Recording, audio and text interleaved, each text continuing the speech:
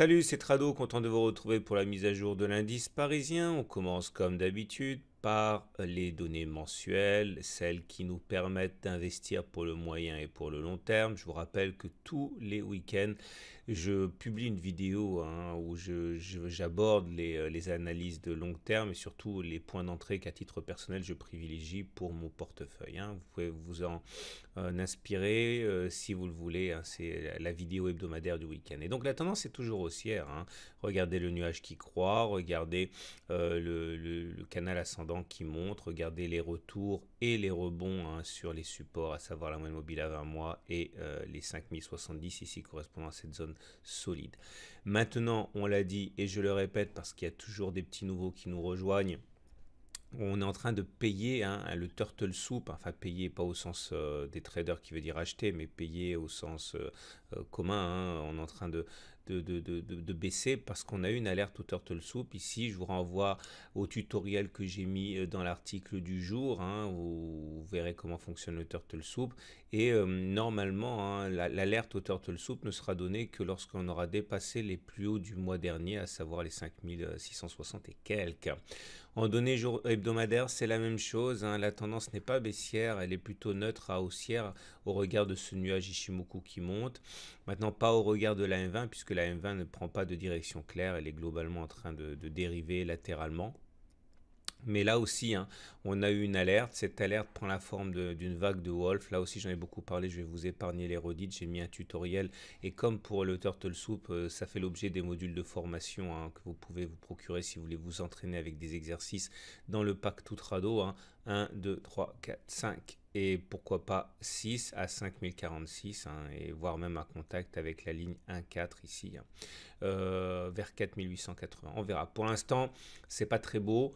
Mais la tendance n'est pas encore baissière pour l'instant, loin s'en faut. On bascule du côté des données journalières et voilà où nous en sommes sur les données journalières. Alors petit détour du côté de l'analyse fondamentale. Voilà, c'est triste. Enfin c'est triste, non, c'est un jugement de valeur, mais voilà, la guerre commerciale est lancée. On sait maintenant que les Américains ont pris des mesures, que les Chinois ont pris des mesures de rétorsion. Monsieur Trump avait dit que si les Chinois osaient prendre des mesures de représailles, ils taperaient encore plus fort. Donc Monsieur Trump a annoncé dans la soirée qu'il allait non plus viser 50 milliards de produits chinois importés, mais 200 milliards qui vont voir que les taxes américaines vont frapper. Dans le même temps, on le sait, l'Union européenne avant-hier a réagi en même temps que la Chine pour des mesures de rétorsion. C'est l'Inde maintenant qui prend des mesures de sanctions contre les États-Unis. Bon, ça devient véritablement irrespirable et du coup, les marchés dévissent. Parce que n'oubliez pas quelque chose. On m'a posé des questions, mais là, c'est pas l'analyse technique qui parle, c'est l'analyse fonda. La raison pour laquelle les marchés baissent, c'est parce qu'en fait, non seulement il y a des bouchées qui vont se fermer, mais c'est aussi parce que si les consommateurs consomment des produits plus chers parce qu'on ne peut pas s'approvisionner à l'étranger, ça réduit leur pouvoir d'achat et donc c'est un choc de demande négatif et c'est pour ça que les entreprises n'aiment pas beaucoup les mesures protectionnistes. Voilà. Donc l'idée est la suivante. Si on reprend le fil depuis le début, et c'est important parce que mon site a toujours été un site pédagogique, je vous rappelle ce qui s'est passé. On a eu tout d'abord un décrochage en règle. Ce décrochage en règle est dû au fait qu'on est monté très vite, qu'on avait eu 32 séances au-dessus de la Tenkan sans contact. Ça faisait 20 ans que ça n'était pas arrivé.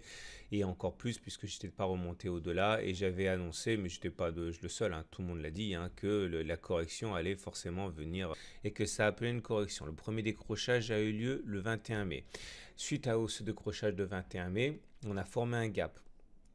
En même temps que le gap a été formé, il y a eu un setup Tradobull qui s'est formé avec un retour sur la M7 prévue, voire même M20 en extension, puisque c'est ce qui se passe souvent après un setup Tradobull.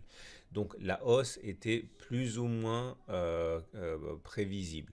En même temps, il y a eu un gap qui a été ouvert. Ce gap a été comblé rapidement, ce qui veut dire que c'était un gap commun.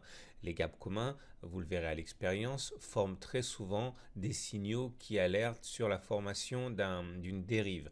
dans une zone de congestion. La zone de congestion a été formée et à l'aide du mât précédent, cela ressemblait véritablement à un drapeau baissier à implication baissière. On a pu voir les choses se dégrader en temps réel avec le balai M7 M20 qui nous préparait soit un croisement haussier faible, soit un non-croisement baissier ravageur. Et c'est ce qui s'est produit.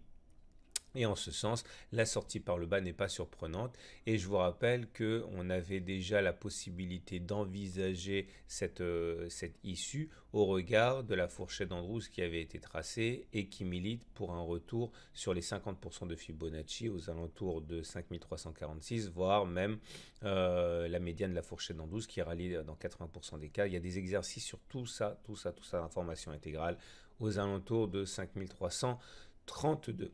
J'avais un autre objectif intermédiaire que j'ai fait disparaître avec le temps. Je ne sais pas si vous vous souvenez, hein, c'était la ligne d'eau du double creux. En fait, c'est ça qui nous a permis de rebondir aujourd'hui, hein. C'était le premier des objectifs, hein, qui a été rallié ici, hein, et c'est pour ça que ça remonte. Alors maintenant, faisons le point.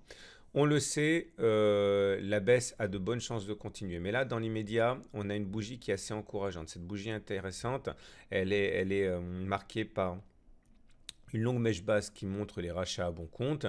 Et si on arrivait mercredi à avoir une bougie verte, eh bien ça serait une étoile du matin. Et cette bougie verte, enfin il faudrait qu'elle soit plus haute, hein, que cette bougie de mardi. Cette étoile du matin serait très encourageante. Mais bon, pour l'instant, on ne l'a pas, cette bougie verte, et on peut tout à fait avoir ici un gap de continuation. Alors le gap de continuation, ça fait partie des 4 formes de gap que vous devez connaître si vous faites de l'analyse technique. Et l'objectif est de prendre le chemin parcouru avant le gap et de le reporter par-delà le gap. Et ça nous donnerait comme objectif d'aller chercher les 61,8% de Fibonacci, hein, aux alentours de 5205. On verra si le gap il est comblé ou pas. Pour l'instant, hein, on va simplement noter la formation d'un gap qui peut être un gap de continuation. Au-delà, on a terminé, on va faire un petit peu d'Ishimoku maintenant. On a terminé dans le nuage, c'est-à-dire que la tendance elle est neutre au regard de l'Ishimoku. On est en tendance neutre, pas en tendance baissière. Et l'accès de faiblesse du jour était quelque part rendu possible par le fait que la Hagin Span, on l'a vu, a cassé la Tenkan la séance précédente, ouvrant donc la possibilité d'aller plus bas. Et vous regardez justement le rebond du jour correspond, et c'est là la magie de l'analyse technique, avec un contact avec la Kijun, c'est-à-dire qu'au pire de la séance, la Kijun était travaillée par la Hagin Span qui joue son rôle de support, et le rebond correspond en fait à un rebond de la Kijun de la Hagin Span sur la Kijun, puisque tout ce qui se passe sur les cours peut être support et résistance, et tout ce qui se passe vis-à-vis de la Hagin Span peut être support et résistance également. Donc voilà où on en est. Le non-croisement baissier M7 M20 est toujours en action. Les indicateurs techniques ne sont pas bons. On avait eu une préalerte avec le non-croisement baissier du MACD, c'était déjà hier. J'ai encore oublié de corriger. Là, le momentum n'est pas haussier, il est baissier puisqu'il est en dessous de 0. Et le RSI est déjà baissier depuis 2 jours puisqu'il est en dessous de 50. Notez le signal baissier donné par le MACD 0 retard qui est très réactif, qui vient de passer en dessous de 0. Bref, ce n'est pas très bon. Il faudrait vraiment une bonne nouvelle, hein, pour tirer le CAC vers le haut, parce que s'il n'y a pas de bonne nouvelle et qu'on laisse faire la dynamique de l'analyse technique, normalement la correction n'est pas terminée. Je vous rappelle que mon objectif de swing trading, c'est l'ellipse noire. Voilà. Regardez rapidement les données horaires qui sont toujours... attendez, comme d'habitude, je vais épurer.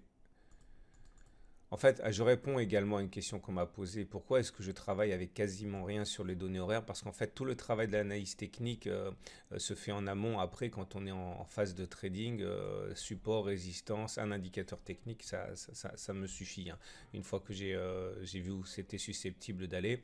Donc, en dessous de 5382, un retour sur 5366 est probable. En dessous de 5366 et 5339, et bon, après, vous suivez les flèches, hein.